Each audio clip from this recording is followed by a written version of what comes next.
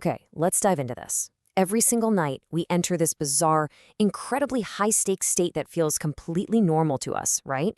Yet, from a biological perspective, it is wildly dramatic. Welcome to this explainer on the biological overdrive of REM sleep. Think about this for a second. Over 8 billion people on Earth experience this highly strange phenomenon daily.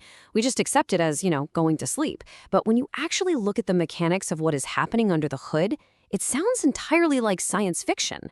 For starters, your body becomes completely paralyzed. You are physically locked down. You literally cannot move a muscle, while simultaneously drifting through hours of incredibly vivid, sometimes terrifying, and often beautiful hallucinations. And then the alarm rings, you wake up, and you almost instantly forget the entire ordeal. It's crazy.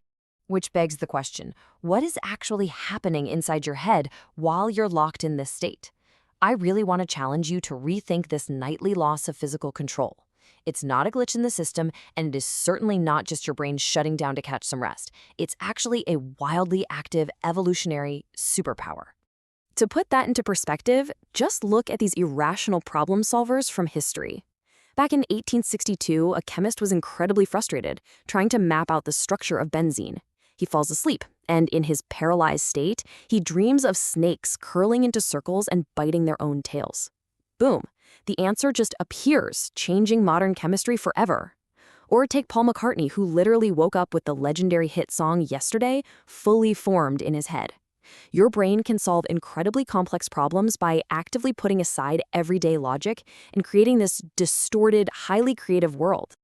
Well, to really understand how this works, we've got to jump back to 1952. Until then, scientists largely believed the brain just shut off like a light bulb when we slept. A researcher named Eugene Aserinsky totally shattered that myth. He hooked volunteers up to electrodes and noticed that after a period of calm, deep sleep, their brainwaves suddenly went completely wild, as if they were wide awake and solving complex calculus problems. Even crazier, underneath their closed eyelids, their eyes were darting back and forth so rapidly, it was like they were watching a high-speed tennis match.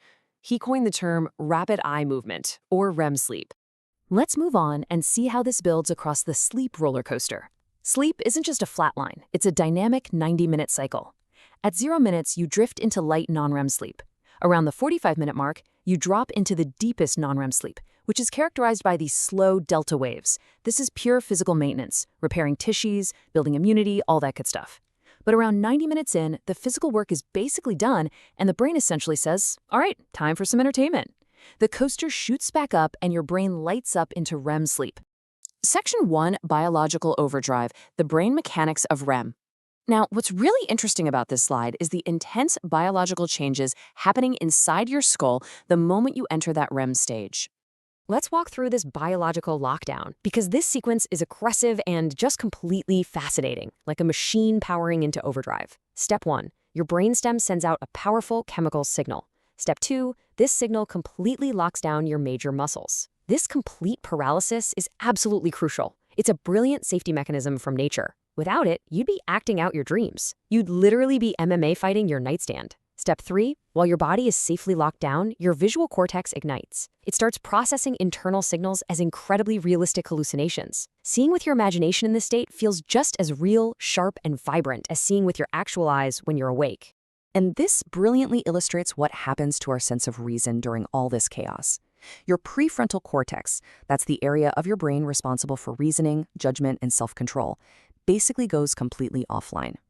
When you're awake, this part of the brain keeps you rational and grounded, but in the REM brain, logic disappears. That is exactly why in a dream, riding a giant chicken to go buy bubble tea feels completely normal and perfectly reasonable to you.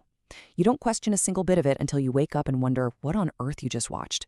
And then we hit step 4 of the lockdown sequence, the 10-minute hard drive wipe.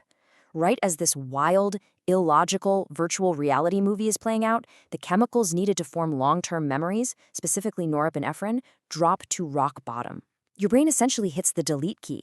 It's deciding that this chaotic nonsense doesn't need to take up permanent storage. That's exactly why, roughly 10 minutes after waking up, the vivid details of your giant chicken ride are completely deleted from your memory.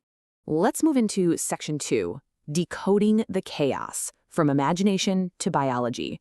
We're stepping away from ancient Egyptian sleep temples and Freud's theories of hidden desires and focusing entirely on the brutally practical science revealed by modern brain imaging. So, modern science gives us a few major theories for why we run these nightly movies. First up is activation synthesis.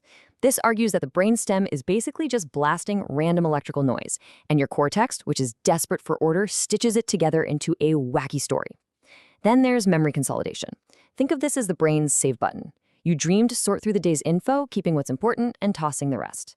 And finally, threat and social simulation. This theory suggests dreams are essentially virtual reality survival training. You're simulating stressful scenarios like running from a tiger or standing in front of an audience without pants, so you can practice your emotional and physical responses in a completely safe, paralyzed environment. And that leads us to Section 3, Defensive Activation Theory, David Eagleman's discovery. So the crucial point here is a mind-bending modern theory about neuroplasticity that reframes dreaming entirely. To really get what Eagleman is saying, you have to realize that your brain is highly plastic. Brain regions are constantly competing for territory, almost like countries on a map. If one region goes idle, neighboring senses invade. In fact, experiments show that if you are completely blindfolded, it only takes 40 to 60 minutes for your auditory and touch senses to start invading and taking over the idle visual cortex territory. The brain simply does not let valuable real estate sit empty. Now think about our ancient ancestors sleeping in total darkness for 8 to 10 hours every single night. That is an enormous evolutionary risk to their vision. Eagleman proposes that dreams are actually a biological screensaver. About every 90 minutes, the brainstem blasts visual images into the visual cortex for one primary reason: to keep it busy. It's a defense mechanism.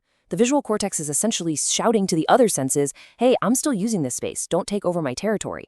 So those vivid hallucinations were actually a fierce, nightly territorial battle to protect their ability to see. So what is this biological overdrive, really? Is it a creative lab that gifts us hit songs, a VR survival training room, or a brutally practical territorial battle to protect our eyesight? The fascinating truth is that all of these theories might be true simultaneously. Evolution is a master at getting the absolute most of our biology.